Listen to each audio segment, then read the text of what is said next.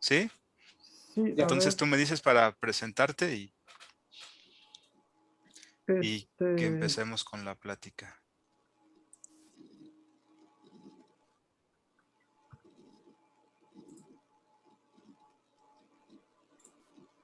nada más compartir en dónde, con su página, a ver si lo puedo hacer. Mm, Pues lo transmito en la página de la AMO Ujú. y Sí, de ahí lo sí, podemos, sí, retransmitir. ¿no? Todos los que quieran, sí, está bien. Porque no estoy, como dices, no estoy de anfitrión en la... En la de la sección Morelia. Parece que ya Ajá. está en vivo, ya está, se está transmitiendo en Sí, ya Face. está en Facebook Live. Ok, pues muchas gracias por acompañarnos. Esta es la reunión virtual de la sección Morelia de la Asociación Mexicana de Orquideología. Y hoy nos acompaña el doctor Eduardo Pérez García, quien nos va a dar una plática sobre las orquídeas de un parque nacional allá en Brasil. Va a ser algo muy interesante seguramente, como siempre, de lo que nos presenta el doctor Eduardo, pues ya lo conocemos, ya lo conocen todos, el doctor en ciencias de la Facultad de Ciencias de la UNAM y pues con una amplia y vasta experiencia en el cultivo de orquídeas, una colección también muy interesante ahí en el orquidario de la Facultad de Ciencias. Y pues sin más, los dejo con el doctor Lalo. Adelante, adelante Lalo, gracias por estar con nosotros. No, pues antes que nada, muchas gracias a ti por la invitación. Y pues me da un gusto estar con ustedes allá en Morelia. Ya tenía mucho que no veía a la señora Pensado. Mucho gusto de saludarla. Y pues, si quieren, voy a compartir la pantalla, ya que andamos por aquí. Aquí está. Y vamos a... Bueno, ahí se ve, sí, ¿verdad? Sí. Bueno, nada más un segundito. Tengo que hacer una cosita para que...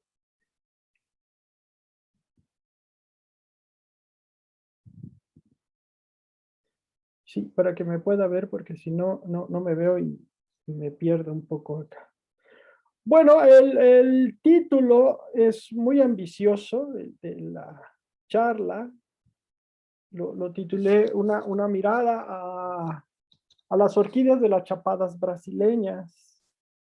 Y pues yo, pues no soy experto en este tema, ¿no?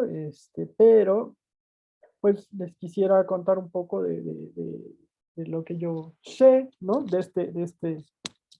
este asunto, pues. Bueno, pues cuando yo estaba estudiando el doctorado, hubo la oportunidad de ir a hacer una estancia de investigación en Brasilia, como saben, es la capital de Brasil. En este sitio que se llama el Senargem, que es el Centro Nacional de Recursos Genéticos de Brasil, que está ahí justamente en Brasil.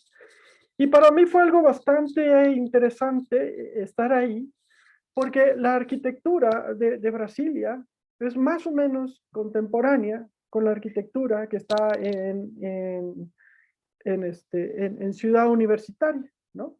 Y podemos ver estas oficinas del gobierno brasileño con una vista de la Facultad de Arquitectura en Ceú. Pero curiosamente, también en el lugar donde yo nací y crecí, que se llama Ciudad Pemex, más o menos se construyó por esas fechas y sin ser pues un sitio patrimonio cultural como Brasilia o como ciudad universitaria, tiene más o menos similitudes en el estilo arquitectónico porque son más o menos de la fecha. No conseguí una foto que ilustrara más el tema, pero para mí era una cosa muy llamativa, muy interesante ver cómo esa arquitectura similar Y por otro lado, el color de la tierra de Brasilia, así barro rojo, me recordaba mucho a Tabasco. Y fue una sensación una mezcla de sensaciones muy, muy interesante, la verdad, para mí. Bueno, normalmente el doctor Salazar cada ratito nos dice cuáles son las grandes preguntas que tienen los biólogos, ¿no? Y a mí siempre me llega, es cómo pasar el examen departamental de bioquímica o algo así, ¿no? Y no, él se refiere a cuáles son los temas que le interesan a la mayoría de los biólogos, o les deberían interesar a la mayoría de los biólogos, sobre todo a los que están relacionados con, pues, con la evolución de los organismos, ¿no? O sea, ¿por qué hay tantas especies de plantas y animales, ¿no? ¿Por qué hay tantos organismos? ¿Sí? Y una subpregunta o algo que trata de explicar eso es, pues, ¿cómo se mantienen o cómo se originaron esos organismos? ¿Sí? Entonces, cada vez desciframos un poquito más las teorías al respecto, ¿no? Y hay algunos grupos que suelen ser bien interesantes. Por ejemplo, en el caso de las cactáceas, ¿no? Está el grupo de las peresquias, que son estos cactus con hojas, y vemos que si bien no se sabe exactamente dónde se originó, podemos ver que hay como una radiación en el grupo de las peresquias que hay en México, Centroamérica y las Antillas, y otro que se va hacia Sudamérica. Entonces es un mismo grupo que tuvo dos ramas de diversificación. Y esto se vuelve interesante porque nos permite ver que hay ciertas convergencias en la vegetación que podemos tener, por ejemplo, en México, con la que podemos tener, en este caso, en Brasil. Y si bien aquí nosotros tenemos grupos de cactus columnares, como esta, que son los cefalocerius, ¿no? Ellos tienen acá sus propias cactáceas columnares, que son cereus. Entonces, los procesos evolutivos, pues, son similares, aunque han sido de manera independiente. Y yo, como ustedes algunos saben, yo trabajaba bastante en esta región, en el istmo de Tehuantepec, que se llama Nizanda, Oaxaca, estudiando justamente el afloramiento de roca caliza. Entonces, cuando nos enteramos que había unos sistemas similares con esta roca caliza allá en Brasil, pues fuimos a estudiarlos, a trabajarlos para poder hacer un análisis comparativo. Y resultado de este análisis, de este estudio, pues salió una publicación, y la pongo para que no digan que nada más me fui a pasear a Brasil, sino que sí había un motivo real de estudio, ¿no? Y pues entre las cosas que uno está ahí averiguando en la cabeza es cómo le hacen, por ejemplo, cuáles son los pasos que tuvieron que hacer los cactus para salir de esta zona con más suelo, más húmedo, hacia los sitios con muy poquitos suelos en la cima. Y el resultado de este trabajo, que era un análisis de diversidad beta, pues pudimos encontrar que este cambio de aquí a acá, que a veces puede ser un paso de distancia, hace que cambie la vegetación hasta en un 100%. Es decir, que ninguna de las especies que está aquí puede vivir acá y al revés. Y para mí esto se hizo muy, muy interesante, porque de hecho me gusta mucho esta vegetación que crece en los sistemas rocosos. En el caso de México, pues tenemos aquí varios cactus, eh, bromeliáceas, en fin. E incluso en el caso de Nisanda, muchas orquídeas creciendo en la roca. Pero pues ya que uno está ahí, pues uno no puede dejar de ver lo que pasa alrededor. En este caso, para nosotros sería una selva mediana, subcaducifolia, que fue desmontada, y lo único que dejan son estos árboles que son parientes de las ceibas, ¿no? Son también bombacáceas, ¿no? Nada más que más barrigonas, de hecho les llaman barrigonas allá, y estos los dejan porque son pues un poco difíciles para ellos para tumbarlas a la hora de que están desforestando. Y pues terminado nuestro muestreo, los amigos brasileños me dieron un tour por esta zona cercana, y bueno, saliendo pude ver un Cirtopodium, en este caso, creciendo como epífito. Aquí El que tenemos en México más común es el Cirtopodium macrobulbum, pero ese es terrestre, ¿no? Bueno, litófito. Y aquí esto es un río que le llaman el Valle de la Luna, porque es un río que pasa entre las piedras. Y después fuimos a este lugar que se llama Chapada dos Veadeiros, ¿no? Chapada de los Venados, ¿no? Y pues el día que fui me gustó esto, ¿no? Que iba un grupo de estudiantes a recorrer el Parque Nacional. Y digamos que fue mi primer contacto con este tipo de vegetación que yo no conocía, ¿no? Las dichosas chapadas brasileñas. Entonces, pues al fin, esto fue alrededor del año 2004, pues era un poco menos viejo que ahora, y pues agarré mi mochilita y aproveché que estaba en Brasil para poder ir a conocer estos sitios. Y me fui igual con unos amigos que estudiaban allá en la Chapada Diamantina, a este lugar que se llama Igatu y a otro que se llama Mucuyé. Y pues en ese tiempo no había celulares, y si había, pues no tenían cámaras como ahora. Yo llevaba una camarita de bolsillo que pues la memoria era también muy pobre, no podía encargar muchas fotos. Y tuve que ir a un café internet, bueno, en ese tiempo, sí, así se conocía, ¿no? Café internet, pues. Y a descargar la memoria para poderla poner a la computadora. Y a la hora que la descargué, resultó que había ido un viajero antes, que también había sacado fotos. De hecho, el viajero que no sé ni quién fue, ¿no? Estuvo en más sitios que yo y entonces tenía unas fotos mucho más bonitas. Y pues a raíz de esto, de que me gustó mucho el viaje, la verdad, y las fotos que tenía este chico ahí, junto con las que yo había sacado, pues di esta plática pocos años después, ¿no? En la Asociación Mexicana de Orquidiología. Y la verdad es que quedó ahí perdida, di la plática y ya, me olvidé del tema. Y ahora, hace poco que Daniel me dijo que si podía venir a dar una plática en la sección y que a él le gustan pues las plantas brasileñas, pues dije, pues mira, puedo retomar esa charla.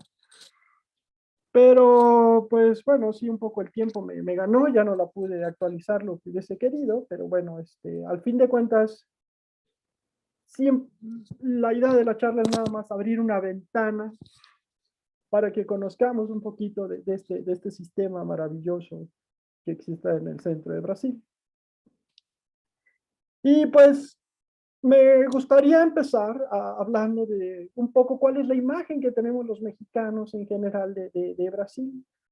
Y yo me acuerdo una vez que dije, voy a hablar de las chapadas, y pues como que me miraron así como que, con cara de morbo, ¿no? Y pues sí, más de uno estará pensando que está medio chapeadota esta mulata. Pero algo que yo les digo mucho a los amigos que vienen de Brasil, les digo, yo creo que es una gran pena que el gobierno de Brasil no invierta en promocionar sus sitios turísticos, sus sitios de importancia cultural, de importancia biológica. Y lamentablemente esto es la imagen que permea de Brasil en mucha gente, no nada más en México.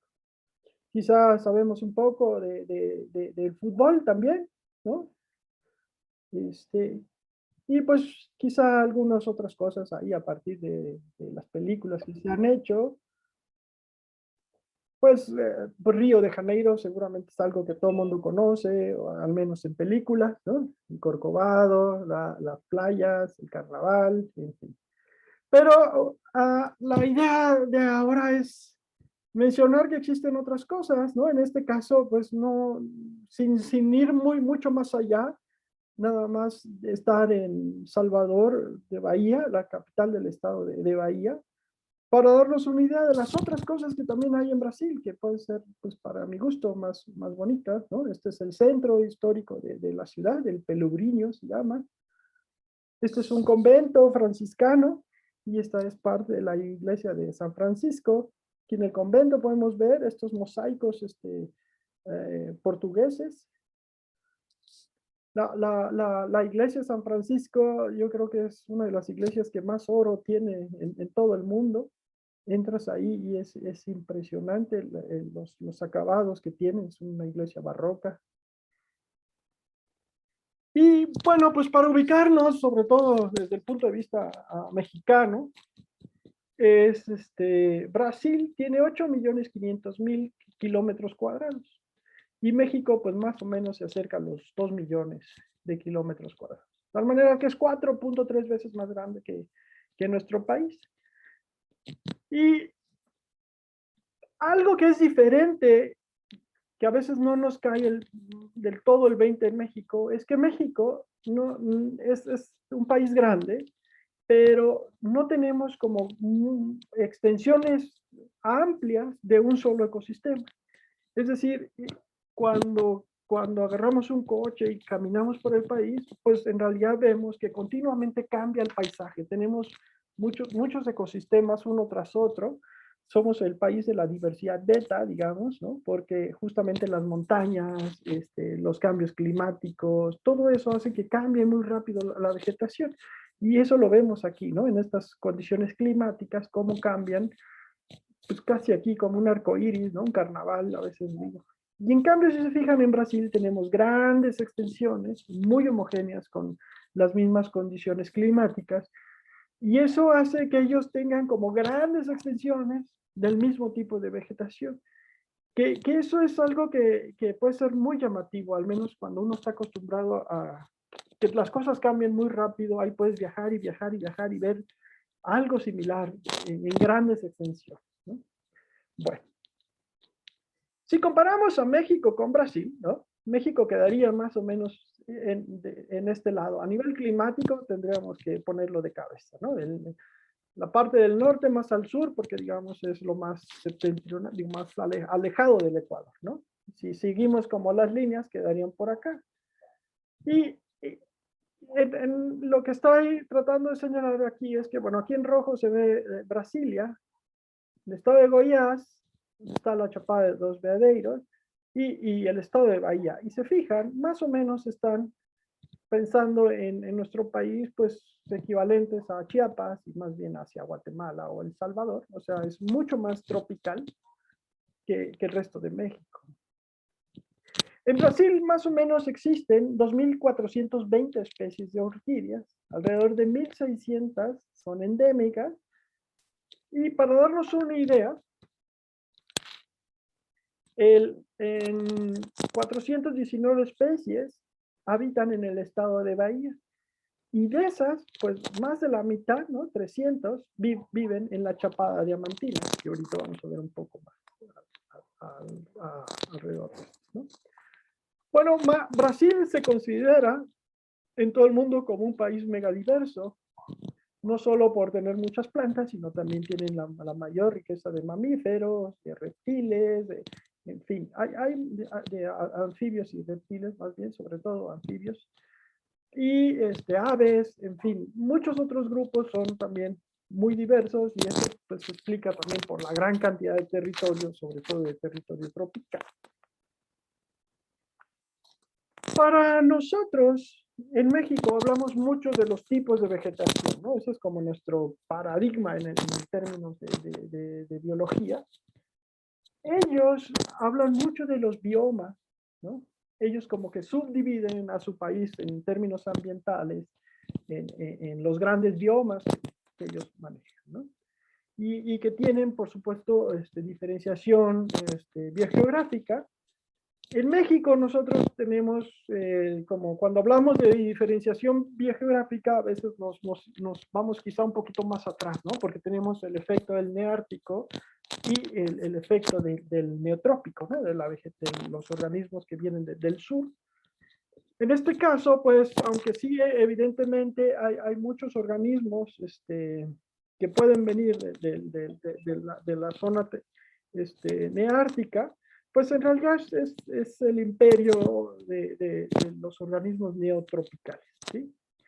Entonces, dentro de la Amazonía, es básicamente el tipo de vegetación es selva alta, perennifolia, ¿no? O sea, es un ambiente muy cálido, húmedo.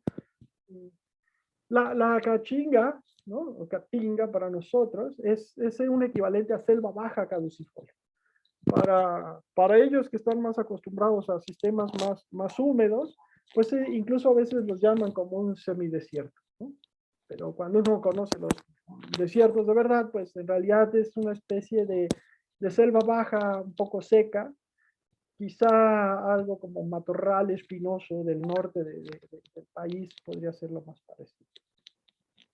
La mata atlántica es una especie de selva alta, perennifolia, pero quizá un poco más fresca, ¿no? Más húmeda y más fresca que lo que sería el Amazonas.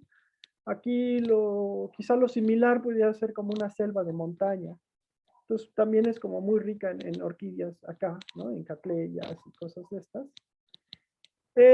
Bueno, esta parte es como parte de la Pampa, ¿no? De la Pampa Argentina. El Pantanal es una región que se inunda en época de lluvias, entonces puede tener como pastizales inundables y por eso lo son. La charla de hoy pues se centra sobre todo en el cerrado. El cerrado es un bioma que en realidad es compuesto por diferentes tipos de vegetación o diferentes comunidades vegetales, ¿sí? Lo que ellos llaman campo limpo, que es en realidad como una sabana abierta, un pastizal más o menos puro. El campo suyo, que es una especie de pastizales con arbustos. El cerrado en su estricto es pues algo así como esto, ¿no?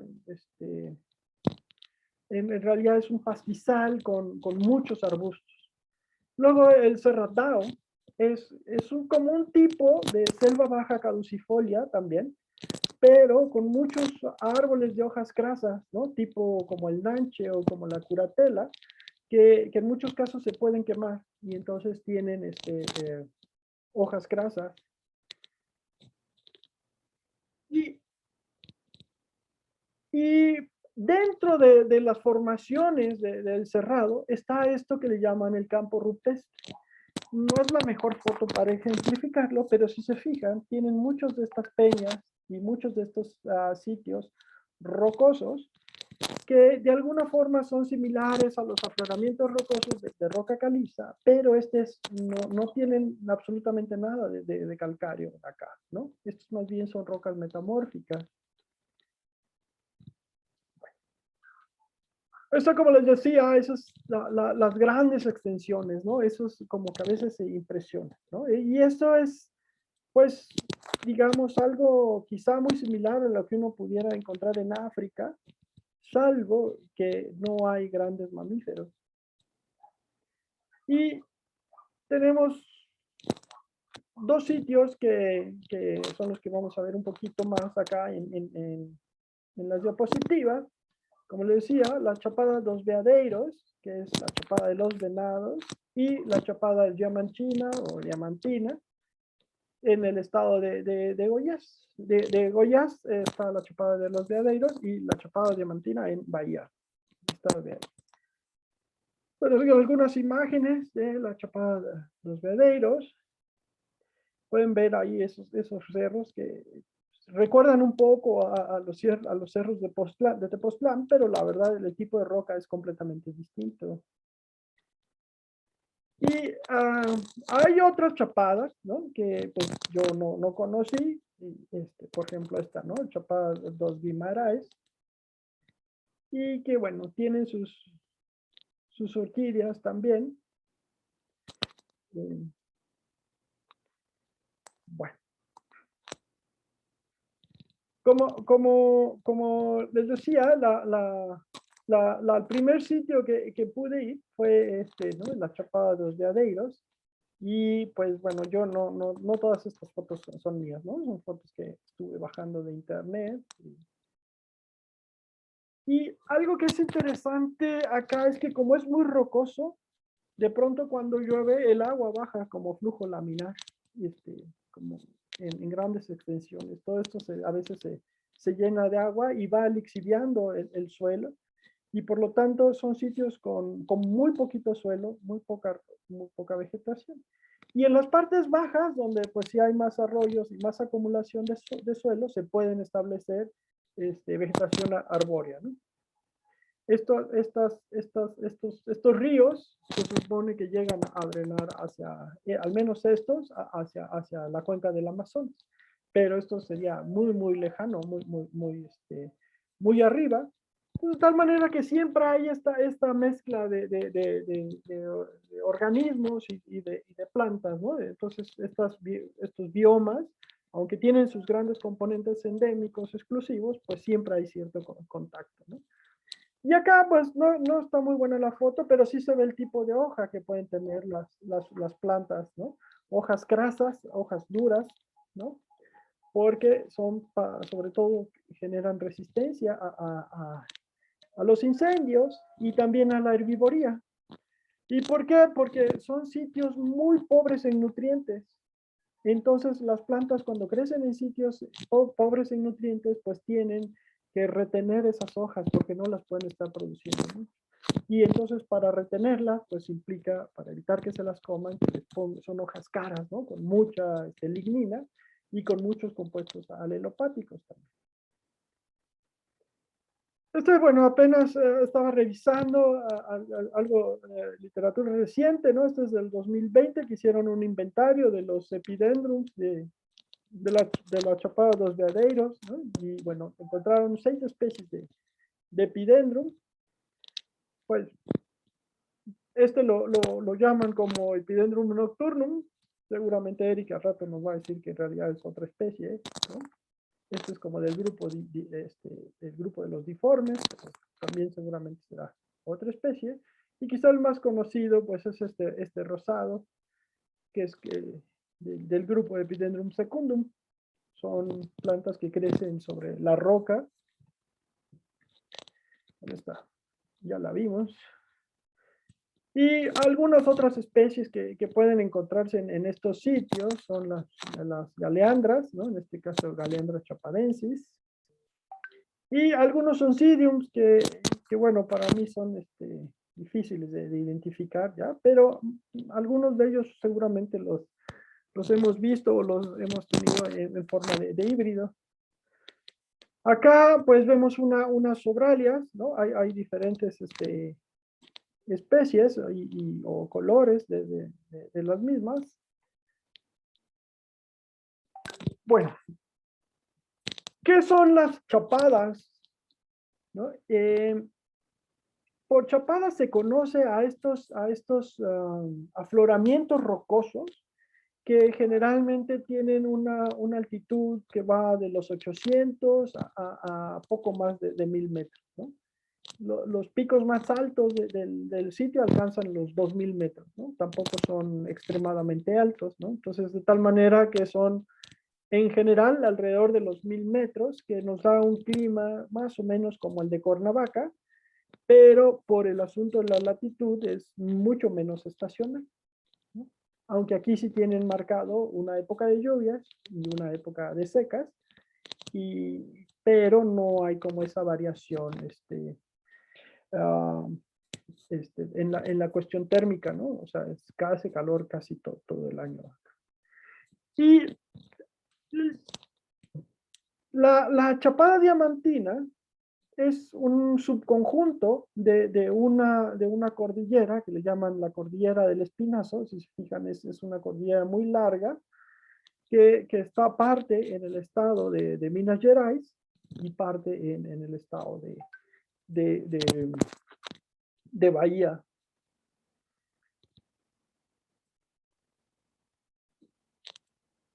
Bueno, ahí está la Chapada de Diamantina, y yo al lugar que pude ir fue este lugar que se llama Mucuyé. Las rocas de esta sierra, la Serra do Espinazo, son muy antiguas. Se supone que pueden tener, bueno, acá dice 550 millones de años o incluso hasta 1000 millones de años.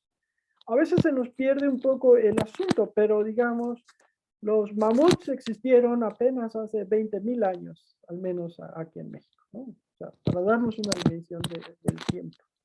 Los dinosaurios, ¿no?, de la época cretácica existieron hace 60 millones de años. Y estas rocas tienen 1.000 millones de años de antigüedad. O sea, estas han viajado por todo el planeta con este asunto de la deriva continental. Aquí está, por ejemplo, la placa del Amazonas, cuando existían en esta parte de la Gondwana, ¿no?, con la India, con Australia, en fin, mucho antes de que existieran las plantas, mucho antes que existieran cualquier tipo de animal que nosotros pensamos. Y entonces estas rocas es como el corazón de Gondwana, ¿no?, muy antiguos, antes de que existieran la mayoría de las plantas y los animales. Y ahí en este sitio, que como les decía, este lugar que se llama Mucuyé, fue un pueblo minero, y yo fui a este sitio porque eran unos amigos que se dedicaban son ecólogos, pero que tienen como este estudio del impacto social, ¿no?, con cómo afectan el manejo de las comunidades humanas a las poblaciones silvestres de plantas. Y en este caso es esta planta que le llaman sempreviva, que la extraen para hacer artesanías. Y pues también en este sitio hay este museo, Vivo Dugarimpo se llama, que está construido dentro de las piedras, ¿no? Si se fijan, aquí están las rocas y nada más como que le pusieron el techo, y es como la cueva de los picapiedras. La verdad es muy bonito. Al lado hay este río, que uno ve el agua café y a veces uno piensa que es agua puerca, pero la verdad es que esa agua la puedes tomar. Y en realidad tiene ese color café por el efecto de los taninos de las hojas, ¿no? O sea, cuando uno hace un té, pues el té de que se come, ¿no?, el té que se toma tal cual, toma ese tono café por los compuestos alelopáticos que tienen las plantas, ¿no?, los compuestos que ellos tienen, y así se ve, es agua, es de un color rojizo. Otra foto igual de este centro de visitantes. Y esta es una vista de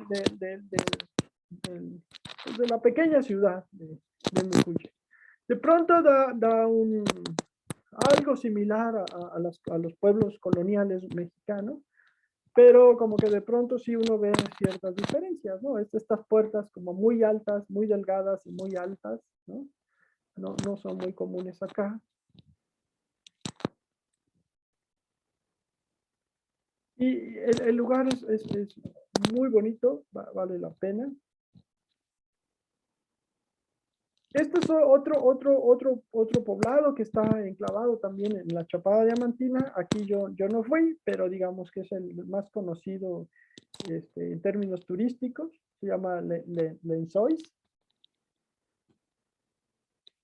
Y pues estas son las vistas que uno puede ver en estos sitios. Alguna vez un geomorfólogo me dijo, oye, es que este tipo de valles en realidad son producto de la erosión por glaciares, ¿no?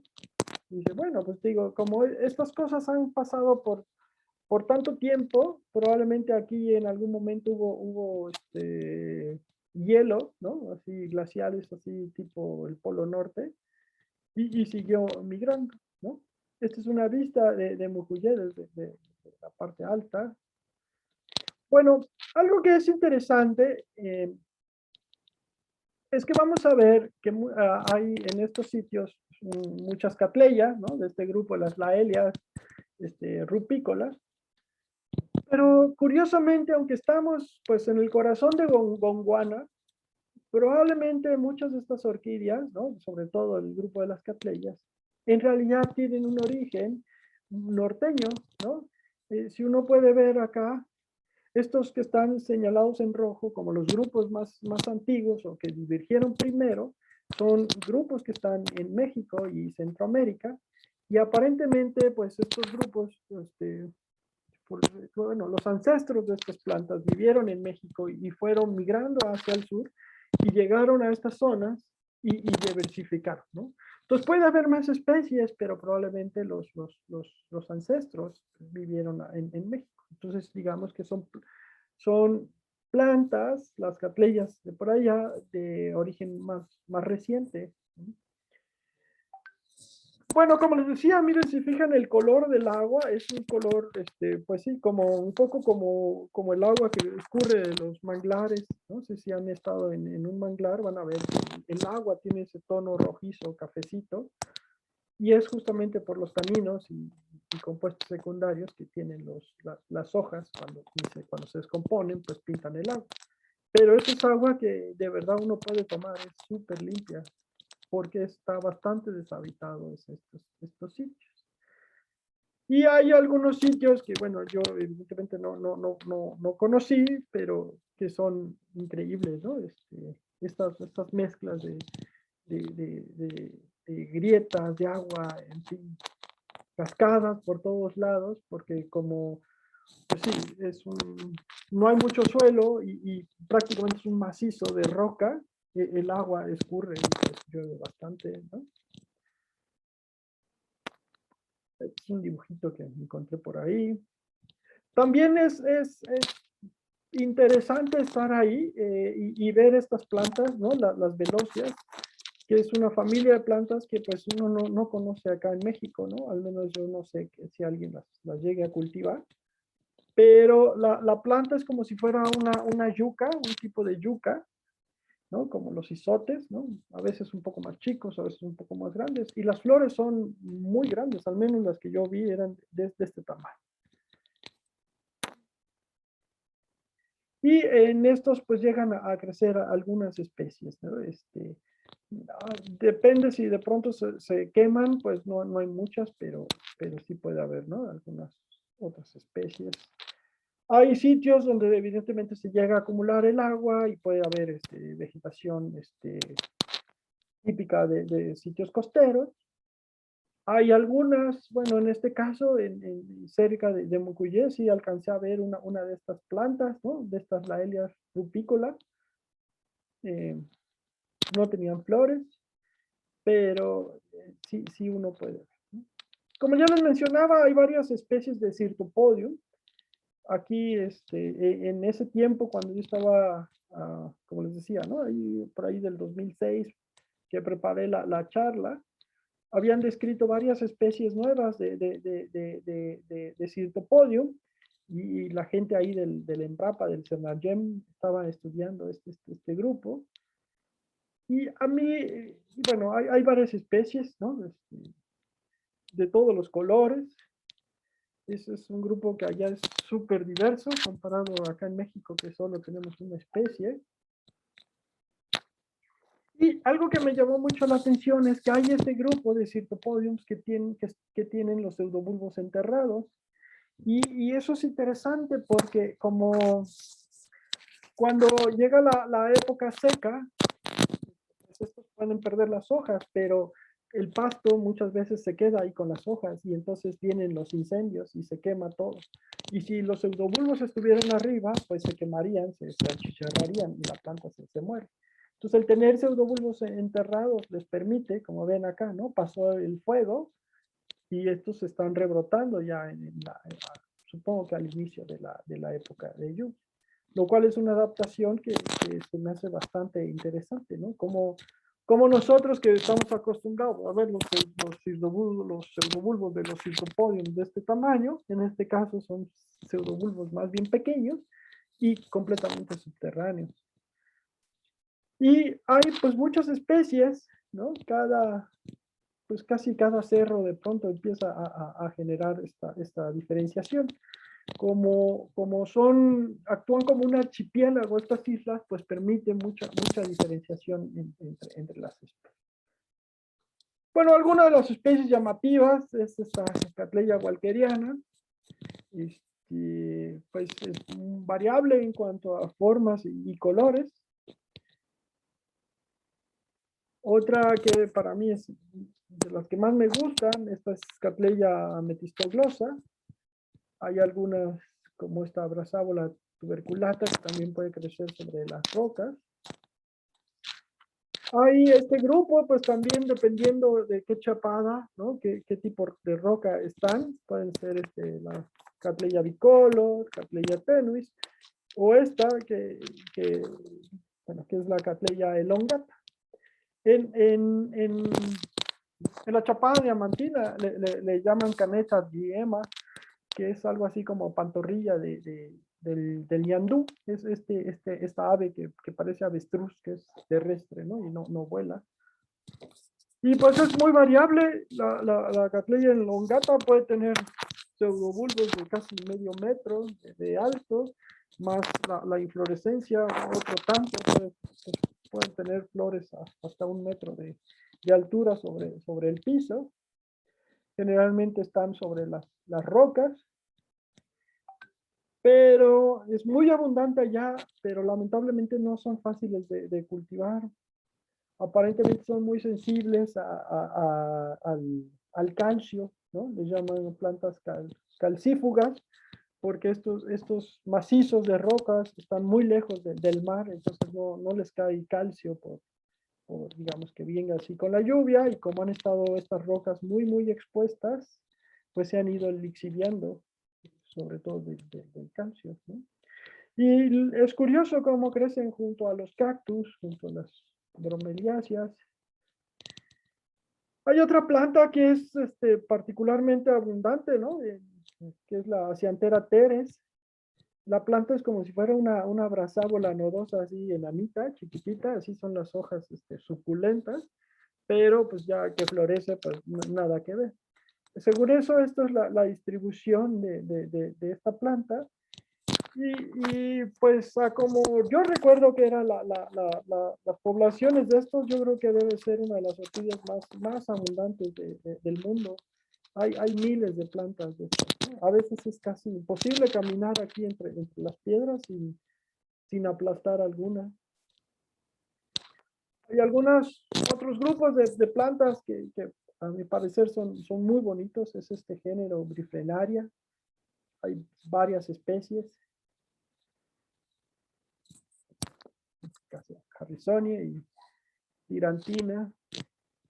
Pues Catasetums también hay muchos, ¿no? Estos generalmente son epífitos, ¿no? Que crecen sobre las ramas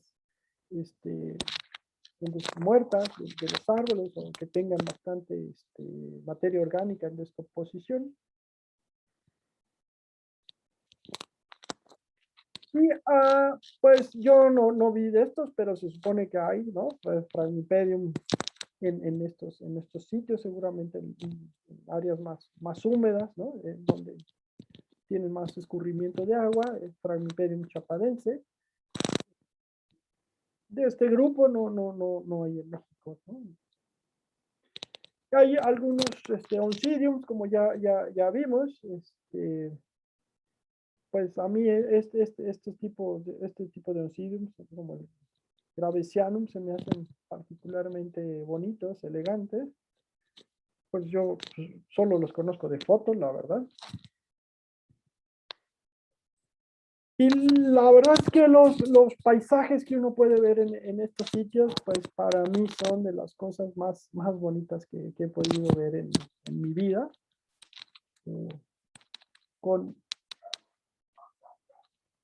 Con estas vistas así interminables, despoblado, es impresionante.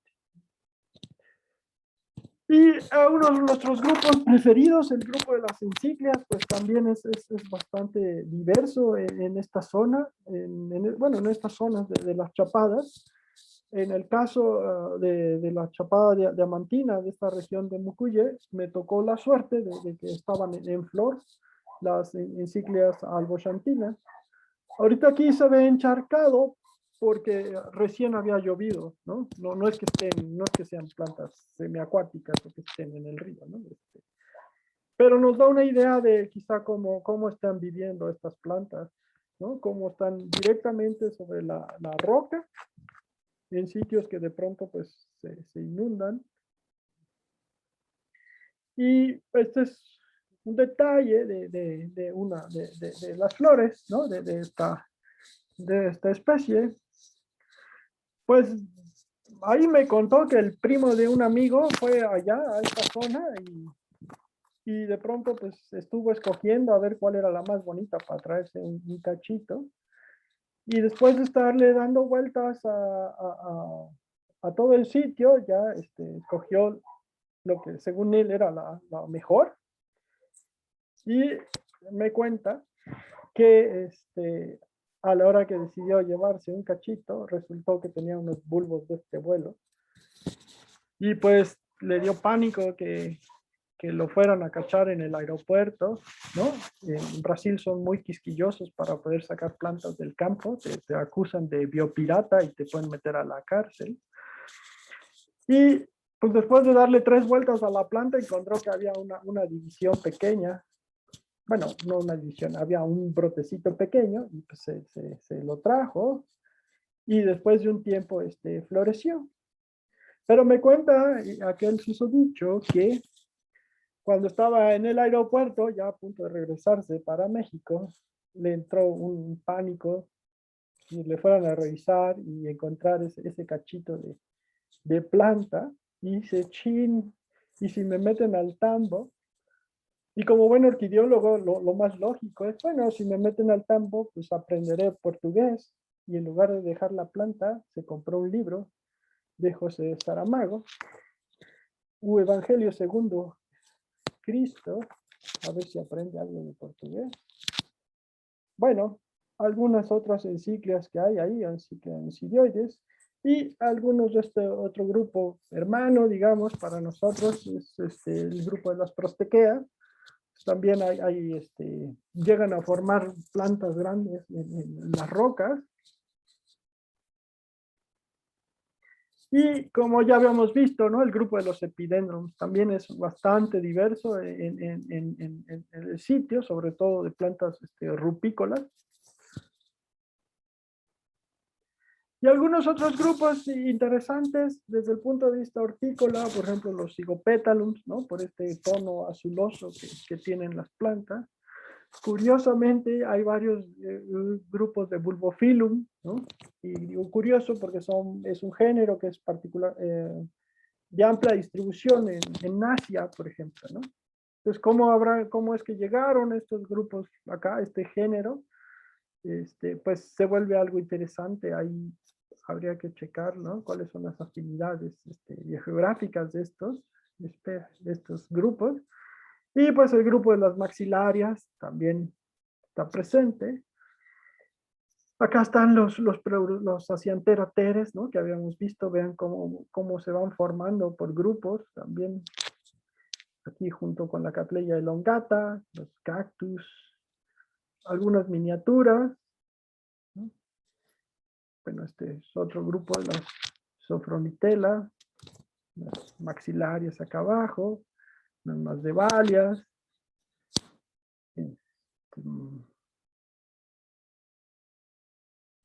Pues uno de los grupos más interesantes también dentro del grupo de las orquídeas rupícolas es este grupo de las Sofronitis. En este tiempo, cuando yo hice la charla, recién las habían separado al grupo de las laelias brasileñas como Sofronitis, y ya no me dio tiempo de cambiarlas, pero actualmente se consideran como dentro del grupo de las Cattleyas, ¿no? Entonces este sería Cattleya cincorana, ahí la ven creciendo sobre las rocas, y pues el grupo de las que conocíamos como la Elia rupícola o la Elia brasileña, actualmente como les decía Cattleya, es bien diverso. Casi cada cerro tiene su variación y lejos de ser un grupo completamente estudiado, pues más bien ha metido en un dolor de cabeza a los taxónomos, porque reconocer o no reconocer a cada una de ellas como una especie distinta pues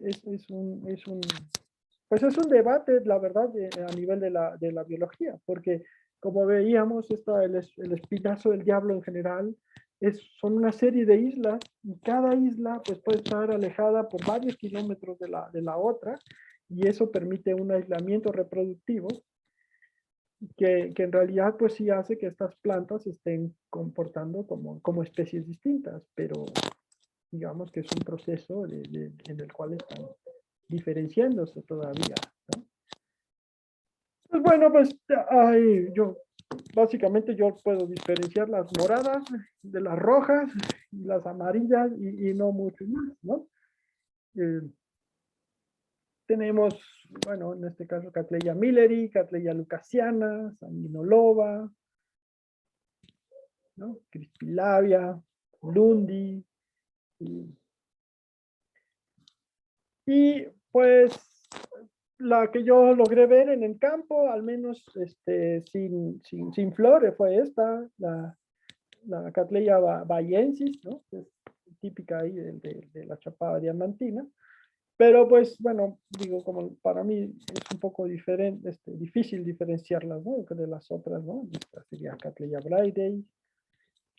Acá vemos en esta tipo rocoso, cómo están ahí también las plantas estas de flores amarillas, ¿no? La brigeri. Y pues se ve que me gustan y entonces pues por eso son muchas fotos de estas, pero pues al menos nos da una idea de cómo crecen por si algún día podemos conseguir alguna y las podemos cultivar. En este caso, pues está el grupo de flores rosadas, ¿no? Que quizá es uno de los más diversos, ¿no? En este caso, Cattleya lucasiana, caulescens, Terecaulis, perdón, ¿no? Giuliani, longipes, rupestris, crispata. Pues como ven, la verdad es que sí, de pronto es difícil diferenciarlas. De hecho, ni siquiera estoy seguro que estén bien determinadas, ¿no? Fueron fotos que saqué de internet todas estas, pero nos da una idea de lo diverso que puede ser. Y pues, ¿qué sería lo malo de esto? Que bueno, uno, que no estoy allá. La otra es que, bueno, pues como todas las actividades humanas, hay mucha deforestación en esta zona. Cuando estaba trabajando, haciendo los muestreos, todo el tiempo que estuve muestreando, atrás estaba los tractores tumbando selva, ¿no? Y sí fue un poco deprimente estar escuchando ahí cómo tumbaban selva cuando estaba yo al lado. Pues son muchos brasileños ultranacionalistas dicen, pues el Amazonas es brasileño, los ecosistemas de Brasil son brasileños y hacemos lo que queramos porque pues los europeos hicieron lo mismo en su tiempo. Y pues sí, es un poco, o sea, sí es entendible que pues, la gente tiene necesidades, pero pues cada vez vivimos en un mundo más chiquito, más pequeño, y a los que amamos la naturaleza, pues nos duele que tumben un árbol aquí en México, que tumben un árbol allá en Brasil, ¿no? Entonces, pues sí, es una pena eso. A veces también en las actividades ganaderas, pues como ven, ¿no? Muchas veces prenden el fuego para alimentar el ganado y de pronto el fuego se va y quema grandes extensiones de estos sitios maravillosos, ¿no? Y así como se lleva el pasto, pues se lleva las orquídeas y a cualquier otro tipo de planta y pues sí es una pena. Y pues sí, vemos plantas quemadas por todos lados. Lo bueno es que muchas de estas áreas se han decretado como parques nacionales, parques estatales, y pues tienen protección, se fomenta la actividad turística, hay muchos recorridos guiados, en este caso, pues en Mucuyé, por ejemplo, tienen este cementerio que es algo único, ¿no? Como justamente como no hay suelo, básicamente es pura roca, no podían escarbar para enterrar a la gente que se moría, entonces hacían las tumbas por arriba. Este, no recuerdo exactamente en qué concepto tienen este panteón, si no mal recuerdo, era como un cementerio bizantino, y es el único fuera bueno, de Europa y Asia, ¿no? Del Medio Oriente que está fuera de allá, es único en América, al menos, en los continentes americanos. Todo está numerado porque son patrimonio cultural, ¿no? Hay estos monitos ahí, ¿no? Que uno puede ver en estos sitios. Y pues, por ejemplo, en la ciudad de Mucuyé tienen su orquidiario público. Entonces, a pesar de que es un sitio pequeño, como que sí saben, bueno, reconocen un poco la importancia que tienen las orquídeas en el sitio como potencial turístico, y pues tienen esa área de educativa, podríamos decir. Y pues bueno, de algún lado saqué las fotos, ¿no? No puedo poner de dónde salieron todas porque muchas, con la prisa me ganó la, la, justamente la prisa por sacar las fotos y no puedo dar los créditos correspondientes, pero bueno, hay algunas de los sitios donde los saqué, y hay un excelente libro de las orquídeas de la Chapada Diamantina, y pues tampoco tengo, pero alguna vez pude consultarlo, y entonces, pues, bueno, como les decía, no soy experto en el tema, simplemente era darles una visión de que existe en este ecosistema, y que para mí es maravilloso. Ojalá algún día, pues, la gente pueda ir y conocer, o yo volver, también me encantaría. Y pues muchas gracias por su atención y por la invitación. Pues muchas gracias, Lalo. Muy padre presentación, muy interesante, muy bonitas imágenes en aquellos vastos territorios, como tú mismo lo dices, muy padre, muy interesante lo que podemos encontrar. Las últimas imágenes que mostrabas de esas, creo que ya no son lelias rupícolas, muy padre, a sol directo, ¿no? Casi ahí creciendo. Pues tenemos algunas preguntas por aquí. Nuestro buen amigo Daniel. Daniel Rosas dice que te pregunta que algunas de aquellas especies que comentaste en tu plática, algunas que puedan ser para cultivo de exterior en la Ciudad de México, Morelia, Puebla, algo se podría dar de allá a acá Pues, fácilmente en exterior. pues yo creo que sí, porque como te digo, están en un sitio como a 1000 metros de altitud. O sea, no es tan tropical, digamos, ¿no? Tan cálido, ¿no? Digamos que para Cuernavaca sería